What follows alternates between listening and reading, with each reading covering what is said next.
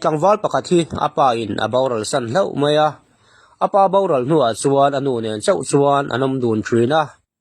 apa boral hnu tharei lo te hnuah chuan anu chu tar en kolna hmunah chuan ada tamai a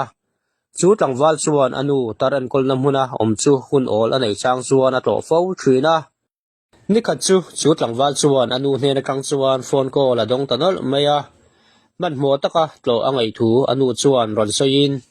chu tlangwal po chu anu tlaw tur chuan man hmo tak chuan akalta a anu omna hmun chu awa thleng thuaya anu chu amutna hmunah chuan thilek lek chuan chaw takin alo oma chu tlangwal chuan anu hnen ah chuan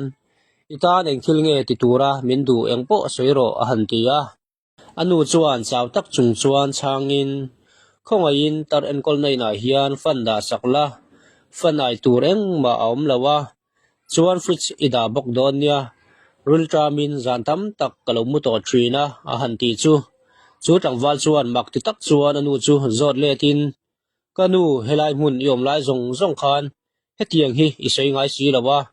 tuna darkar rei lo te chau inei to a min hril chau mo a han tia anu chuan ka fapa kei chuan khulum tak le rul tram na te le nat na te chu kapal thlang thaya a mero chu ifa ten helai muna anda ve huna che treom taka I om ka hlowa wangin ka hril lok che ni ti in a changa kan nu le pa te hian kan te tang to in mangai na nen min tuam sei liana voinia inu le pa te chu kumlo upa in boipui hial an lo ngai ta inu le pa tar to tak te po en kol mu mal man lo khopa he ko vel ro sum u min I phar buai ani mai thei eng tignia emo kalo en kol lo o tia in chir hun alo mang inu le pa yen kol lang chia khan ifa ten yu pathuna an en kol che iduem lawin ngei to vero le